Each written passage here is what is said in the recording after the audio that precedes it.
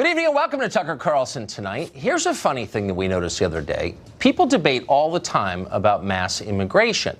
What you never hear anybody do is make the economic case for mass immigration. And here's why. Our country's economy is becoming more automated and tech-centered by the day. It's obvious that we need more scientists and skilled engineers, but that's not what we're getting. Instead, we're getting waves of people with high school educations or less. Nice people, no one doubts that, but as an economic matter, this is insane.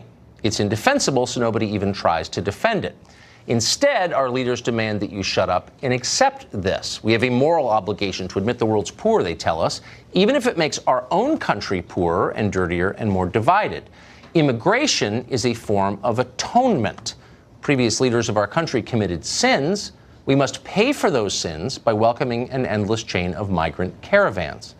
That's the argument they make. If it sounds like something that some dopey sociology professor at Long Beach State thought up half drunk in the 70s, you're right. That's pretty much exactly what it is.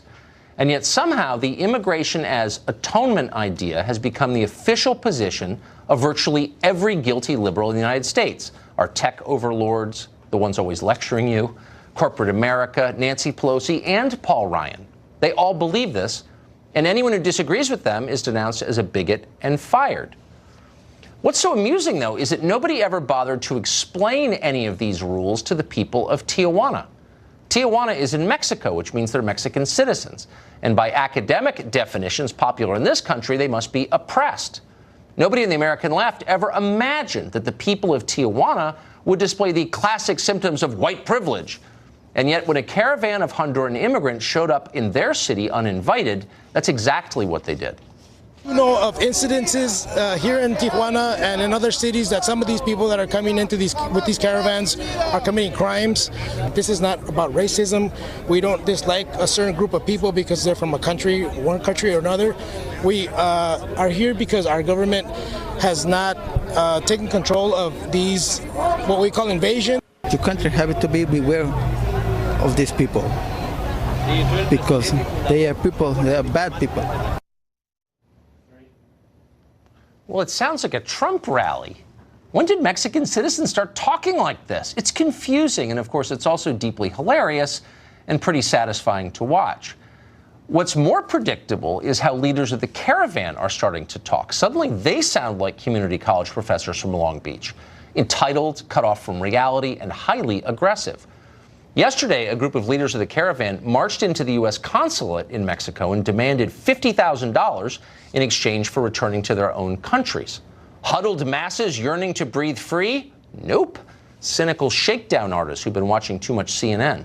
No surprise there. When rich liberals tell you that America owes you a comfortable life, nobody should be shocked when you believe them. Well, Genaro Lopez is a municipal official from Tijuana, an elected official. He's not a bigot. He's not suffering from white privilege or toxic masculinity. He's just a citizen who's upset about what is happening to the city he loves. He joins us from just across the border in Tijuana. Mr. Lopez, thank you for joining us. We in the United States were told that the migrant caravan would make our country better, would improve America.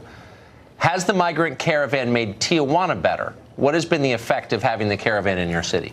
Hi, Tucker. Good afternoon from Tijuana.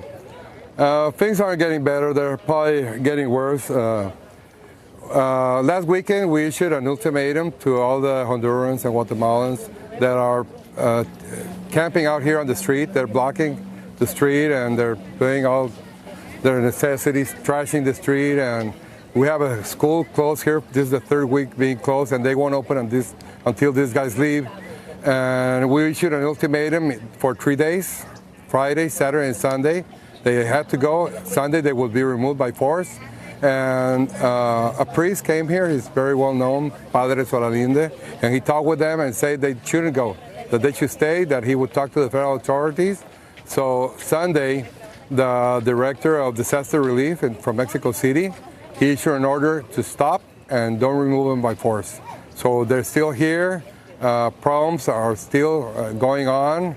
There's been like 280 arrests. Before it was only for drug possession and being drunk in the streets.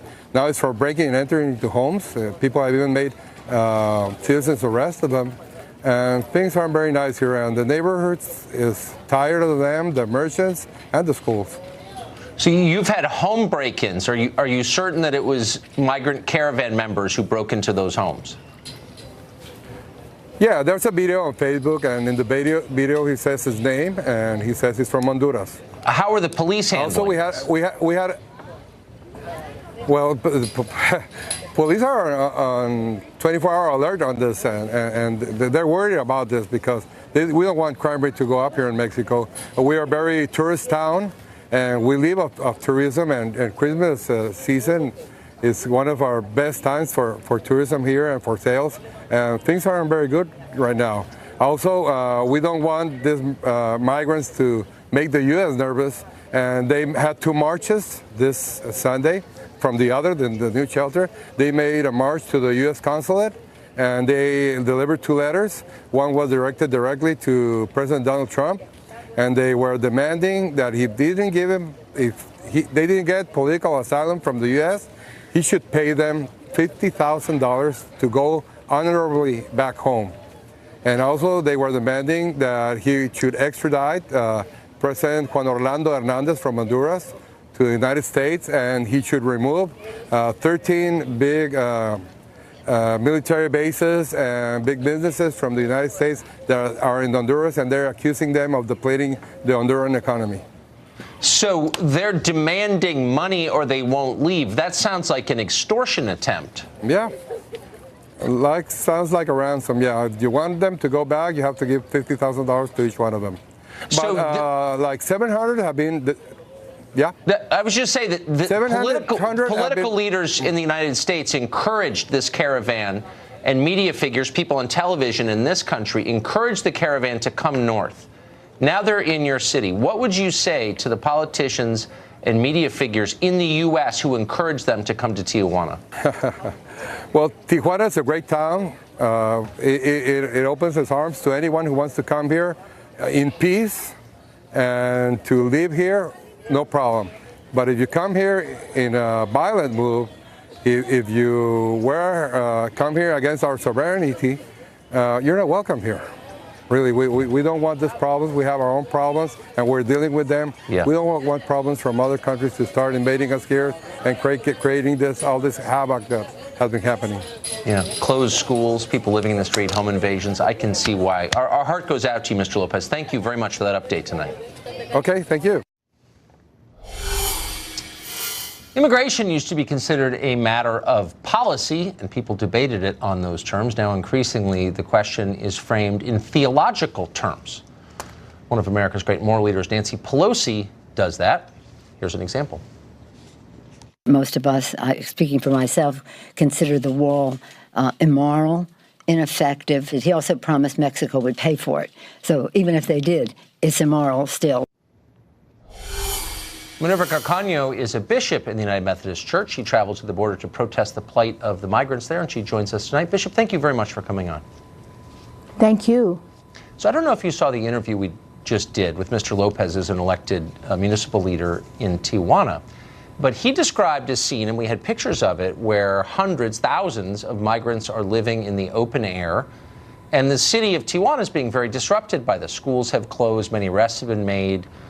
For some, in cases, serious crimes. He said that recently religious leaders came to the migrant encampment and encouraged the migrants to stay living in tents in the middle of Tijuana. And I wonder what you make of that as a religious leader yourself. I'm aware of the fact that religious leaders, among them Methodists from the Methodist Church of Mexico, have been compassionately feeding these migrants.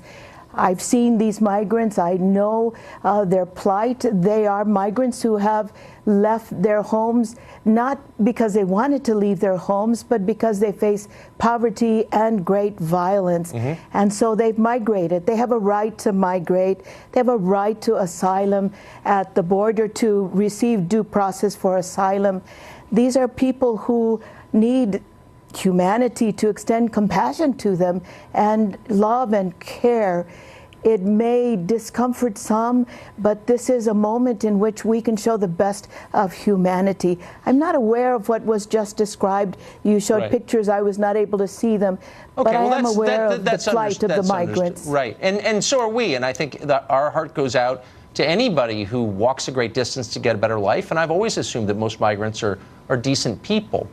But there's a huge cost, not to the Methodist Church, but to the taxpayers of Tijuana and the United States, to every person who comes here in poverty with low skills. Some estimates suggest the cost is hundreds of thousands per immigrant over a lifetime. The Methodist Church is not paying that bill. U.S. taxpayers are. So I wonder if that's a factor in your consideration. Shouldn't you be paying for the people that you encourage to come here? Why aren't you? Migrants aren't costing this country in the way that you describe. These migrants who come to this country are contributing to our society, actually are contributing to the economic base. Many of them are paying into our Social Security. They don't benefit from that Social Security money that they're contributing. Many of them are working 2 and 3 jobs. I've lived and served in Texas and all across the Southwest and the West, and these folks contribute more, much more than they receive from our country, from our state, and from our communities. And as a mathematical question, that's not true. And I think there's a great moral contribution of poor immigrants. I'm not attacking them personally. I hold no animus toward them. But a lot of study has been done on this, and people who come to this country with less than a high school education take more services by a huge margin than they pay into the system. Now, you don't pay any taxes in your church because you have a tax exemption. The rest of us work for companies that do pay taxes. We pay taxes, so we're supporting the policies that you're encouraging. And I wonder why it's virtuous of you to do that. If you are encouraging people to come here, why don't you have an obligation to provide them education, housing, food, medical care? But you offload that onto taxpayers. And I wonder why that's a Christian thing to do. Every single United Methodist pays taxes in the United States. And so this is kind of your church does not. You have a tax exemption. To skew the conversation. Every single United Methodist member of our churches pays taxes. These are people who pay into our system, and they contribute to the economic viability of our country. I live and serve in the state of California. The economic agricultural base of California would just diminish, if not be totally undermined, if it weren't for these migrants who are coming. But hold on, and assuming jobs, since you're a person of God, that people in this country won't take on because they feel it's beneath them and beneath their efforts. Okay, so you're on the side of employers who want to pay third world wages to their workers.